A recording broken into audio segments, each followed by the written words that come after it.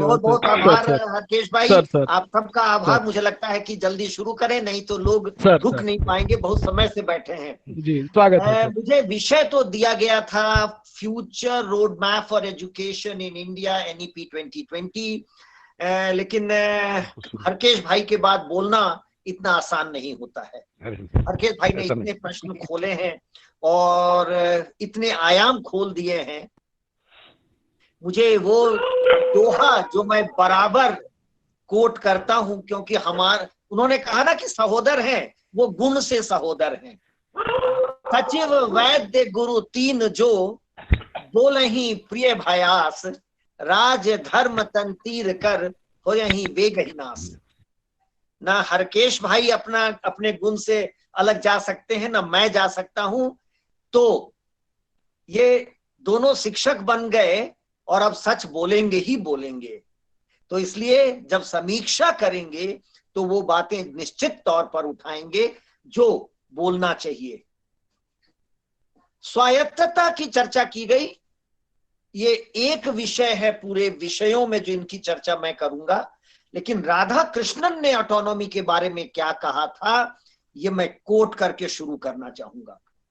The proper sphere of university autonomy lies in the selection of students, the appointment and promotion of teachers, and the determination of courses of study, methods of teaching, and the selection of area and problems of research. दुर्भाग्य की बात है कि एक विश्वविद्यालय में एक विद्यार्थी ऐसा नारा लगाता है और हम पूरे के पूरे स्वायत्तता पर ही प्रश्न चिन्ह उठाते हैं और देश की नीति कहने लगती है कि हम आपको ग्रेडेड ऑटोनॉमी देंगे। Autonomy is the backbone of university system. अग्रज बड़े भाई हरकेश जी बिल्कुल इसको हमको लगता है सेकंड करेंगे। Institutions, academia without autonomy is no academia. It cannot be a school, it cannot be a college, it cannot be a university. Backbone है academia का autonomy। और शुरुआत अगर हम तक्षशिला, नालंदा, विक्रमशिला से न भी करें, अगर हम प्रश्नोपनिषद की बात नहीं भी उठाएं, जहां पिपलाद अपने विद्यार्थियों से कहते हैं कि मेरे साथ रहो, साल भर हमको देखो, हमको परखो और फिर हम तय करेंगे कि तुम मेरे विद्यार्थी होगे कि नहीं होगे, या तुम तय करना होगे कि नहीं होगे। इसको छोड़ भी दें। जो मॉडर्न यूनिवर्सिटी सिस्टम की बात है और जो एबेलार्ड से शुरू होता है, यूनिवर्सिटी ऑफ बर्लिन से, जो एबेलार्ड ने चर्च को चैलेंज किया। यूनिवर्सिटी सिस्टम चर्च के अंदर हुआ करता था और एबेलार्ड को कहा गया कि आप इनको चर्च का नॉलेज डिसेमिनेट करिए। और जब एबेलार्ड हरकेश भाई की तरह इंटरप्रेट करने लगा, डिस्कस करने लगा बाइबल क्या है, तो चर्च ने कहा यह अधिकार आपको हमने नहीं दिया था, आपको तो केवल बाइबल पढ़ाना था। उसने कहा no, a teacher can not be that. जो हरकेश भाई कर रहे हैं, हमको मत कहिए शिक्षा नीति को पढ़ने या समझाने। अगर आप कहेंगे तो हम उसका विवेचना करेंगे, हम उसका इंटरप्रिटेशन करेंगे। I may be wrong, I may not agree with Harkesh भाई और मेनी थिंग्स। बड़े भाई हैं, लेकिन अधिकार देते हैं कि चंद्रभूषण बताओ क्या इसमें हमसे सहमत हो और कहां असहमति है। और इसीलिए वो मेरे बड़े भाई हैं, मैं छोटा भाई हूं, और हम दोनों एक ही मंच से दो अलग अलग बात भी बोलेंगे। तो यूनिवर्सिटी सिस्टम को आप ऑटोनॉमी देंगे, ये कहना एक नीति के लिए ठीक नहीं है। और जिस बात की मैं चर्चा करता हूं, मैं थोड़ा विषय को विस्तार से रखूंगा। दुनिया देख रही है आपके नीति को। Your policy is not in isolation. आप दुनिया के इकोनॉमी, एजुकेशन के इकोनॉमी को लार्जली फंड करते हैं। आप चले जाइए आईवी लीग के यूनिवर्सिटीज में, आप ऑक्सफोर्ड जाइए, आप कैम्ब्रिज जाइए, आप प्रिंसटन जाइए, आप एमआईटी जाइए, आप हार्वर्ड जाइए, एक मेजॉरिटी स्टूडेंट्स का इंडिया से आता है और वो उनके इकोनॉमी का, उनके फाइनेंस का 10% से ज्यादा है। तो अगर भारत की शिक्षा नीति एक ऐसी शिक्षा नीति आती है जो उनके एजुकेशन सिस्टम को चैलेंज करेगी, तो वो निश्चित तौर पर घबराएंगे। और उनकी नजर आपकी शिक्षा नीति पर आज 5 साल से थी, इसीलिए कि भारत कैसी शिक्षा नीति लेके आ जाएगा, उसके बाद भारत के विद्यार्थी आएंगे कि नहीं आएंगे। और जिस बात की चर्चा हर्षकेश भाई ने किया वो उसी तरफ इंगित करता है। जब तक पश्चिम हमको ये ना कहे कि आप 200 में हैं ही नहीं, जो 200 बेहतरीन विश्वविद्यालय हैं दुनिया में उसमें भारत का एक भी नहीं है, ये कहना राजनीति का हिस्सा है, एजुकेशनल पॉलिटिक्स का हिस्सा है। कि अगर हमने ये कह दिया कि IITs of India are amongst the best 100 technical universities, तो पूरे थर्ड वर्ल्ड का बच्चा यहां आएगा और वो इकोनॉमी, वो फाइनेंस इंडिया में आएगा, तो इंडियन यूनिवर्सिटीज कितना जल्दी ग्रो करेंगे। दो चीजें साथ साथ हैं। जब तक विश्वविद्यालयों को पैसा नहीं होगा तब तक वो अच्छा नहीं कर सकते हैं। आपके लाइब्रेरी में नई किताबें नहीं आएंगी, आपके लैब्स में नए टूल्स नहीं आएंगे, इक्विपमेंट नहीं आएंगे, आपके पढ़ाने वालों को आप अच्छी सैलरी नहीं दे सकेंगे, उनको रिसर्च फंडिंग नहीं कर सकेंगे। तो पैसे की जरूरत है, और ये पैसा कहां से आएगा? निश्चित तौर पर सरकारें नहीं दे सकती है। चाहे वादा जो भी किया जाए, जिस भी नीति में, पूरा का पूरा फंडिंग एजुकेशन का नहीं आ सकता है, ये तय है। तो अगर भारत एक अच्छी नीति लेके आता है और सही में इसके विश्वविद्यालय टक्कर देते हैं विद इन कोर्ट, तो क्या होगा पश्चिम के विश्वविद्यालयों का? मैं आपको एक उदाहरण दूं। आईआईटी के 1 साल का फीस 2 लाख रुपया है, एमआईटी के 1 साल का फीस 1 करोड़ रुपया है। 1 करोड़। और सबसे बड़ी संख्या में एमआईटी में हर बैच में भारत के विद्यार्थी होते हैं। हम गरीब देश हैं, हम पिछड़े देश हैं, लेकिन हमारा विद्यार्थी की संख्या सबसे ज्यादा है। हम सबसे ज्यादा पैसा दे सकते हैं एमआईटी को। एमआईटी 10% अपनी इकोनॉमी का भारत, और ज्यादा इकोनॉमी 50% से ज्यादा चीन से, मलेशिया से, सिंगापुर से, इन देशों से आ रहा है। तो क्या शिक्षा नीति केवल आप अकेले में ला रहे हैं, या ये भी किसी राजनीति का पार्ट है? तो जिस तरफ हरकेश भाई ने कहा, क्या कारण है 200 विश्वविद्यालयों में हम नहीं है? हमको कहता है आपके ग्रेजुएट एम्प्लॉयबल नहीं है। क्या मतलब है? एक विश्वविद्यालय का मतलब होता है कॉन्वोकेशन में आप क्या पढ़ते हैं, क्या कहते हैं? I hold you worthy of the certificate you are getting today. आप इसके हकदार हो रहे हैं, यही हमारे कुलाधिपति कहते हैं। और उसको दुनिया ने कह दिया कि आप एम्प्लॉयबल नहीं है। ये कैसी बेइज्जती है बीएचयू की, इलाहाबाद की, जेएनयू की, डीयू की, जो दुनिया के बेहतरीन है। मैं बारी बारी से एक बात कहता हूं, आईआईटी हमारे दुनिया के बेस्ट इंस्टीट्यूशन में नहीं है, लेकिन उसके ग्रेजुएट्स दुनिया पर राज कर रहे हैं। तो कैसे वो संस्थाएं दुनिया के सबसे अच्छी संस्थाएं नहीं? और क्यों नहीं है? क्योंकि आपने कमरे के साइज से जज किया है, आपने प्रोफेसर का कमरा कितना बड़ा है ये जज किया है, आपने आपका प्रोफेसर कितनी बार विदेश जाता है ये जज किया है, आपका प्रोफेसर कितने विदेशियों के साथ कोलैबोरेशन करता है ये तय किया है। हमारे साथ कोलैबोरेशन केरल का टीचर करता है जो 3000 किलोमीटर है, लेकिन पेरिस से बेल्जियम जो 300 किलोमीटर है वो कोलैबोरेशन कर ले तो इंटरनेशनल हो गया, उसको पॉइंट मिलता है। लेकिन बीएचयू का प्रोफेसर अगर सेंट्रल यूनिवर्सिटी ऑफ केरला से कोलैबोरेशन करता है तो नहीं मिलेगा, क्योंकि वो इंटरनेशनल कोलैबोरेशन नहीं हुआ। ये कैसा मापदंड है, ये कैसा स्केल है जिस पर आप जज कर रहे हैं? बहुत हर बार मैं इस बात का कायल हूं। एक लौ महिला भारत की शिक्षा मंत्री बनी थी स्मृति ईरानी, जिसने इसको नकारा था और एनआईआरएफ लाया था, नेशनल इंस्टीट्यूशनल रैंकिंग फ्रेमवर्क।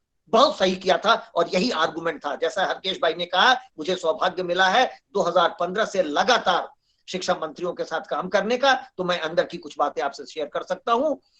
2 चीजें, हम पूरे दुनिया में कोर्सेरा पर, एडेक्स पर आश्रित थे फॉर ऑनलाइन कोर्सेज। मैं ये बात कई जगह डिस्क्लोज किया हूं और आज भी कहूंगा। बहामास में कॉमनवेल्थ मिनिस्टर्स की मीटिंग हो रही थी और स्मृति ईरानी जी के टीम का मैं मेंबर था। 3 लोग हम लोग उनके सलाहकार के तौर पर साथ में गए थे। मुझसे ये कहा गया कि मैं उनकी मुलाकात कोर्सेरा के हेड से कराऊं। मैंने माननीय मंत्री जी को कहा, उन्होंने कहा रहने दीजिए शर्मा जी, दिल्ली चल के बात करेंगे।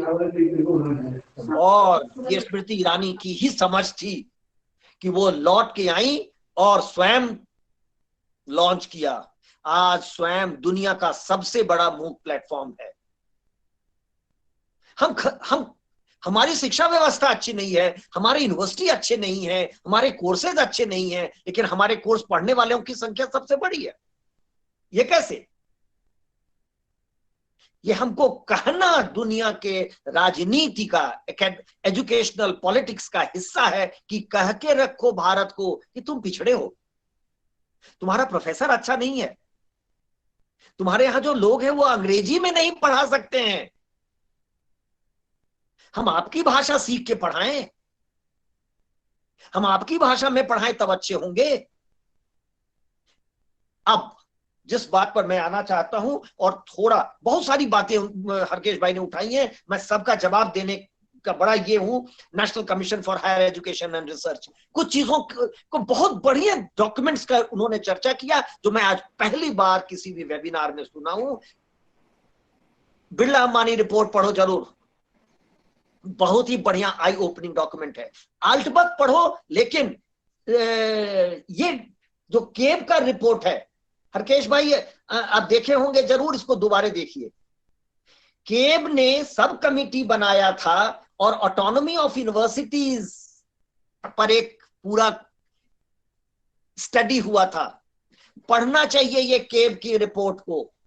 ये आपका डॉक्यूमेंट है, सरकार ने एक्सेप्ट किया है और सरकारी डॉक्यूमेंट है, ये कहता है ऑटोनॉमी क्या होगी, आपने लागू नहीं किया। क्योंकि एक मूर्ख कहीं नारा लगा देता है हमें चाहिए आजादी, आप उसको कानून की तरह जेल में नहीं बंद किए, लेकिन विश्वविद्यालयों की ऑटोनॉमी छीन दी। तो इसके पहले जरा जाइए, मैं जानबूझ के ये प्रश्न उठा रहा हूं, ये इन प्रश्नों को। नेशनल नॉलेज कमीशन एक बना था और उसी ने अनुशंसा की थी, National Commission for Higher Education and Research. हमने एक चर्चा कराई थी, इसमें हरकेश भाई भी आए थे, बहुत आभार। आज फिर दोबारा क्या था वो, जरा ये देखने की कोशिश करिए। ये पॉलिसी कैसे आई है, क्या बैकग्राउंड है, थोड़ा देर में आता हूं। मैं जानता हूं समय हो रहा है, आप व्याकुल हो रहे होंगे, लेकिन आज थोड़ा समय दीजिए। National knowledge commission Manmohan Singh ji प्रधानमंत्री जी ने बनाया, क्योंकि अर्जुन सिंह बात नहीं सुन रहे थे। अर्जुन सिंह शिक्षा मंत्री बने और प्रधानमंत्री और मानव संसाधन विकास मंत्री में 36 का आंकड़ा था, सुन नहीं रहा था शिक्षा मंत्री। तो उन्होंने एक नेशनल नॉलेज कमीशन बनाया और उसको कहा कि आप हमें सलाह दीजिए और मैं उसको शिक्षा मंत्री को कहूंगा लागू करो। बहुत ही बढ़िया सलाह था, एजुकेशनल रेगुलेटरी कमीशन बनाओ। जो नेपोटिज्म है यूनिवर्सिटीज में, वो वर्षों लगते हैं हमको सुधारने में कोर्ट जा करके। नेशनल नॉलेज कमीशन का कहना था नेशनल रेगुलेटरी अथॉरिटी बनाओ on the lines of telecommunication regulatory authority. जब वो अनुशंसा नेशनल नॉलेज कमीशन के रिपोर्ट्स आज भी उपलब्ध है, मैं आग्रह करूंगा शिक्षाविदों से जो जुड़े हैं, आप निश्चित पढ़िए। उसको जब प्रधानमंत्री ने भेजा तो ये कहा कि नेशनल रेगुलेटरी अथॉरिटी तो नहीं बनेगा, National Commission for Higher Education and Research बनेगा, और उसके अध्यक्ष शिक्षा मंत्री स्वयं हो गए। कैसे नीति बनती है यह जानना जरूरी है। एनसीएचईआर का अध्यक्ष होगा एक सुप्रीम कोर्ट का रिटायर्ड जज, उसके 9 सदस्य होंगे, 3 जज होंगे, 3 ब्यूरोक्रेट होंगे, 3 एक्स वाइस चांसलर होंगे। आप सबके गले उतरेगा कि 3 जज क्यों होगा इसमें, 3 ब्यूरोक्रेट क्यों होंगे इसमें। आप इसको इस दृष्टिकोण से देखिए कि अगर आपने अपनी शिक्षा व्यवस्था ऐसी खड़ी की तो बच्चा आपके यहां रहेगा या ऑक्सफोर्ड जाएगा। आप कर क्या रहे हैं, आप शिक्षा को काबू में करने के चक्कर में पूरे शिक्षा व्यवस्था का सत्यानाश कर रहे हैं। अब इस दृष्टिकोण से कुछ चीजों पर मैं रिफ्लेक्ट करूंगा। लैंग्वेज की बड़ी चर्चा हुई है इस पॉलिसी में। और कहा गया है कि एक ट्रांसलेशन मिशन बनेगा, ट्रांसलेशन एंड इंटरप्रिटेशन। मैं कई प्लेटफॉर्म पर प्रश्न उठाया हूं, आप सब शिक्षाविद हैं, आपसे आग्रह है ये प्रश्न और जगह उठाएं ताकि ये चर्चा में आए। Central institute of Indian languages क्यों बना था, क्या दायित्व था, इतने वर्षों में क्या परफॉर्म किया है और आपकी क्या दृष्टि है उसके बारे में। बिल्कुल मेरी सरकार है, मेरे इस जंक्चर पर मुझे ये बात कहना पड़ेगा, ये सरकार मेरी सरकार है। We love the prime minister. 1000 साल में एक ऐसा प्रधानमंत्री देश को मिलता है, लेकिन उनके लिए ये प्रश्न कोई ना कोई उनको उठाए ताकि ये दूर हो, इसीलिए मैं कह रहा हूं। और प्रधानमंत्री का एक इंटरव्यू सुना था, मैं जो बातें कहने जा रहा हूं वो हरकेश भाई की आत्मा थोड़ी घुस गई है तो ये प्रश्न उठाऊंगा ही, तो थोड़ा अपॉलॉजीज के साथ। प्रधानमंत्री ने कहा था कि मैं केवल एक चीज मेरे सामने होता है, वो भारत माता, जो उसके हित में होती है वही करता हूं और कहता हूं, आज मैं वही कह रहा हूं। Central institute of Indian languages को 4 साल से एक डायरेक्टर नहीं है, उसको क्यों नहीं ठीक करते हैं? उसको दायित्व तो दीजिए कि लैंग्वेज पर काम करे। और central institute of Indian languages के अंदर नेशनल ट्रांसलेशन मिशन है, एनटीएम, क्या परफॉर्मेंस हुआ है आज उसको देखना चाहिए। मुझे CIIL के रिव्यू कमेटी का चेयरमैन बनाया गया था, मैं थोड़े दिन करने के बाद हाथ उठा दिया, इतने गड़बड़ियां थी कि मैं कहा कि मुझसे ये नहीं होगा। CIIL को ठीक करिए और वो देगा। पुनः मैं एक बार स्मृति ईरानी को याद करना चाहूंगा, उनके समझ में ये बात आई थी।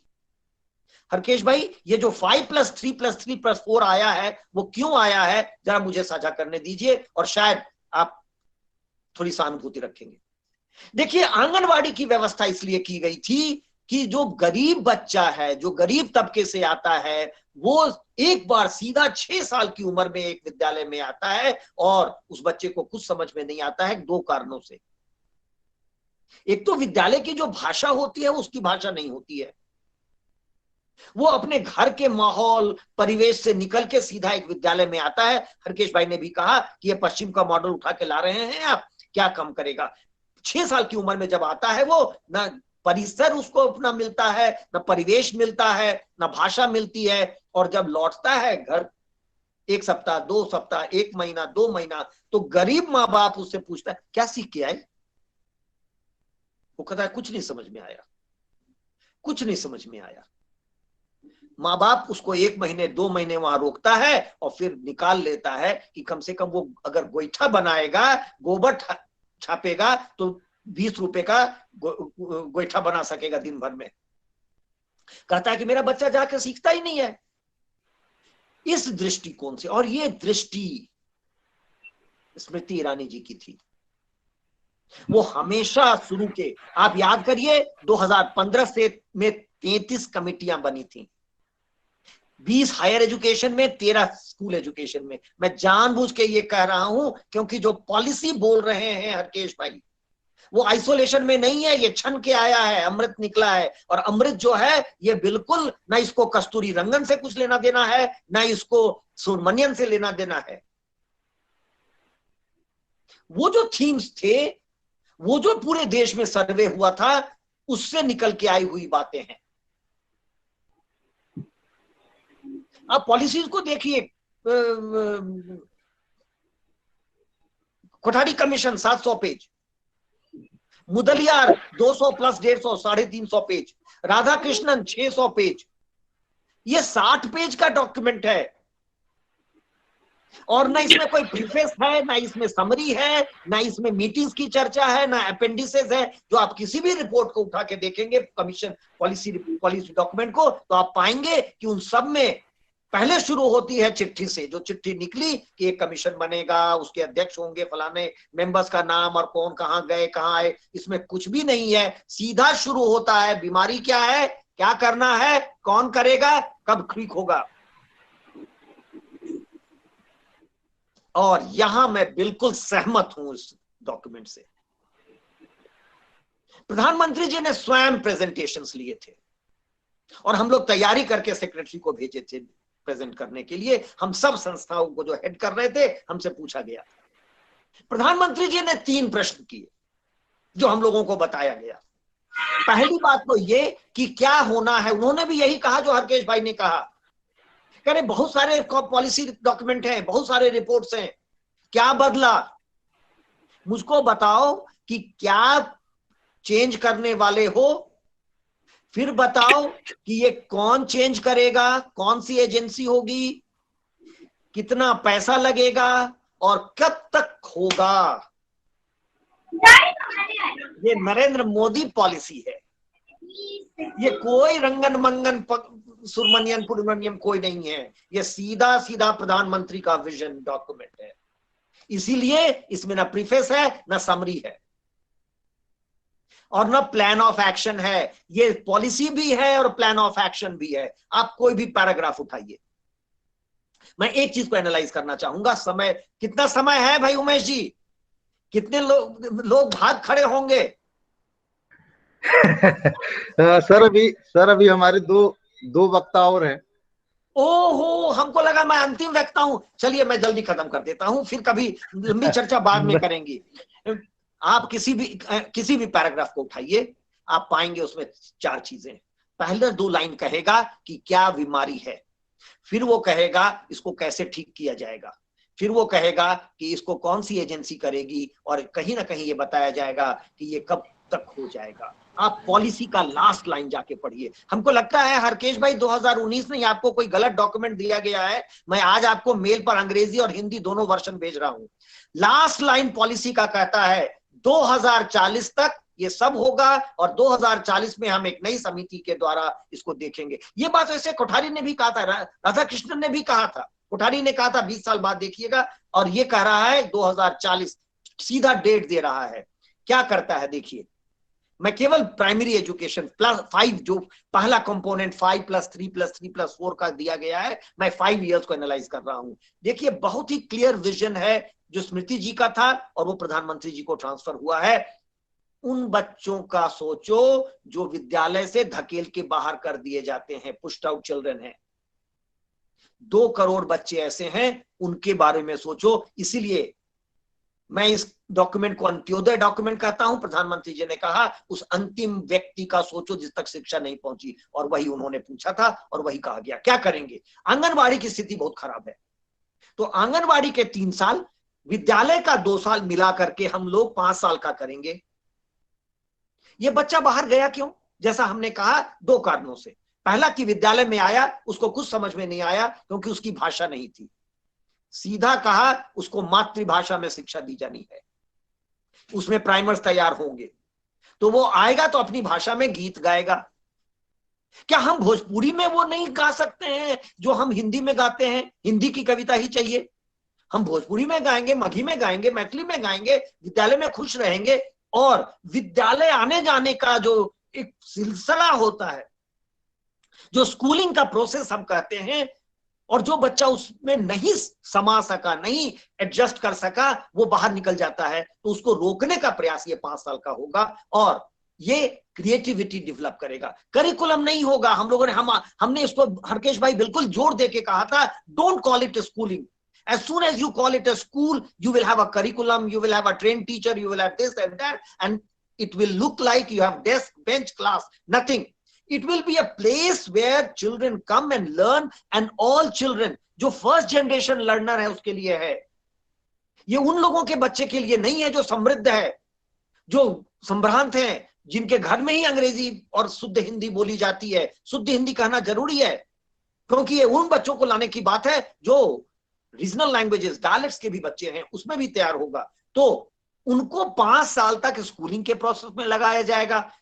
और एक बड़ी अद्वितीय चीज है इस पॉलिसी में, हम जानते हैं कि हमने मिड डे मील दिया था, कितना उसका फायदा हुआ, लेकिन अध्ययन से यह पता चला कि जो बच्चा गरीब का आता है वो स्कूल केवल इसलिए आता है दोपहर में खाना मिलेगा, खाना खा के जाता है, रात में भी कुछ नहीं मिलता है, सुबह में कुछ नहीं मिलता है, आता है बैठा रहता है कमजोर भूखा कि लंच मिलेगा, दोपहर में खाना मिलेगा, खा के भागूंगा घर।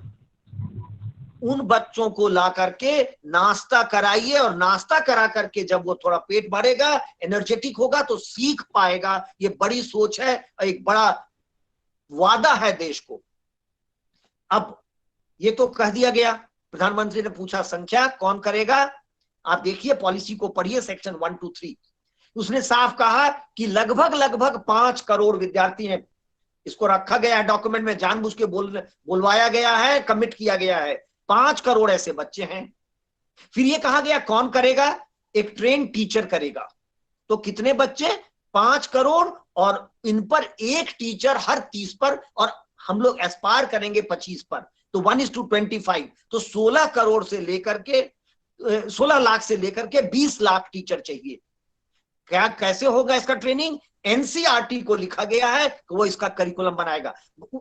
वो सही है कि नहीं है, मैं उस पर अभी नहीं जाऊंगा कि वो राइट एजेंसी है कि नहीं है, पहले क्या परफॉर्म की है, कैसा उसका परफॉर्मेंस रहा है, मैं नहीं जाऊंगा। लेकिन प्रधानमंत्री को एटलीस्ट कहा गया और डॉक्यूमेंट में आया है 5 करोड़ बच्चे, 1:35 का ratio, curriculum bye NCERT and impart through technology. Harkesh भाई ने, वो याद होगा, 13 लाख टीचर्स का ट्रेनिंग मेरे देख रेख में national institute of open schooling ने 18 महीने में किया था, टेक्नोलॉजी ओरिएंटेड। वो एक्सपीरियंस इसमें लिखा जाता है कि हम टेक्नोलॉजी के माध्यम से ऑनलाइन इनका ट्रेनिंग करेंगे।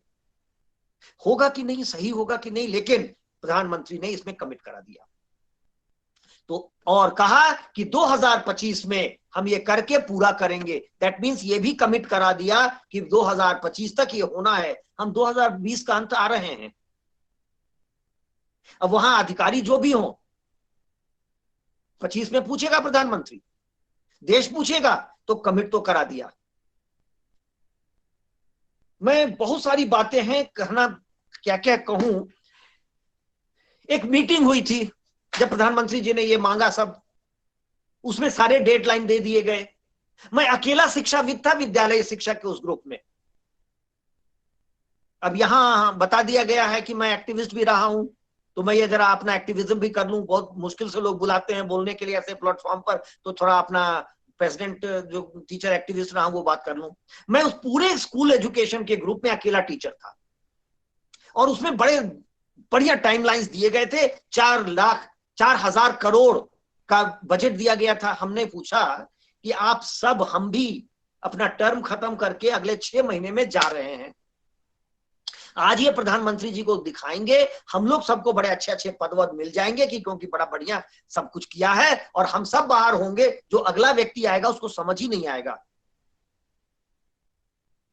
वो डॉक्यूमेंट जानबूझ के पीछे रख लिया गया, लेकिन पॉलिसी में आया है। स्कूल एजुकेशन कौन देखेगा? हायर एजुकेशन देखने के लिए जो अब आपको दिख रहा है, 4 साल of teaching learning, graduation plus masters, and then research. Research के लिए आपको बजट चाहिए, कम टीचर चाहिए, स्टूडेंट चाहिए, लेकिन उसको ज्यादा नहीं। तो 4 साल को देखने के लिए एक यूनिवर्सिटी ग्रांट्स कमीशन, और 12 से 15 साल कर दिया आपने स्कूल एजुकेशन को, उसको देखने के लिए कोई भी एजेंसी नहीं है। और हरकेश भाई ने जो कहा, ये बात मुदलियार ने भी कहा था, और इसी आर्गुमेंट के साथ जो कह रहे हैं हरकेश भाई, मुदलियार ने कहा था कि स्कूल का कमीशन अलग बनाओ, स्कूल को देखने के लिए एक प्रोफेशनल बॉडी बनाओ, और जो बारी बारी से लोग उठाते हैं, क्योंकि जो मैकॉले ने किया था, सरकारी तंत्र पकड़ लिया है स्कूल एजुकेशन को, उसने कहा था बाहर लाओ, और उसको भी लोग यही कहे थे कि नहीं ये तो कॉन्करेंट लिस्ट में है। उसने कहा था no, education can not be a concern of the state, it is a national concern. Education has to be a national concern, so it will be a national policy. And if you have a university grants commission which can make norms and standards for state universities, why not the school education commission which will make norms for all schools across India? Who gives the right to UP government to have substandard schools? You must have a school education commission at the apex, which will be outside the ministry, not manned by or women by officers, within court officers, it should be a body of professionals, just as you have University Grants Commission, and it must decide on norms and standards. School education commission की आशा थी, ये करना चाहिए था। अब ये नहीं बन सकता। हमको लगता है ये माइक ऑन हो गया सर आपका, उसको थोड़ा ऑफ करिए उमेश जी, 1 मिनट के लिए। 1 मिनट में खत्म करता हूं उमेश जी आपका। हाँ, तो स्कूल एजुकेशन कमीशन बनना चाहिए था, नहीं बना है। कोई भी आपकी इस पूरे पॉलिसी को इंप्लीमेंट करने में मुश्किल पाएगा। एक स्कूल एजुकेशन कमीशन होना चाहिए था जो इसको इंप्लीमेंट करा सके। कहने को बहुत कुछ है। It is a good policy in the sense things will change, चीजें बदलेंगी क्योंकि सरकार का विल है और सरकार की मंशा है और उसका सपोर्ट है। लेकिन जो बॉडीज बनाने की बात की गई है, बड़े सारे बॉडीज, उसकी चर्चा अभी इसमें अब पॉसिबल नहीं है। वो सब दिखता है कि ये कहीं ना कहीं ऑफिसर्स करेंगे, ये नहीं होता है। आप हमको क्लास में डरा के नहीं भेज सकते हैं। हम डर से नहीं पढ़ाएंगे, हम तभी पढ़ाएंगे जब आप हमको ये भरोसा देंगे कि ये देश तुम पर आधारित है, तुम पर विश्वास रखता है कि तुम ठीक से पढ़ाओगे मेरे बच्चों को।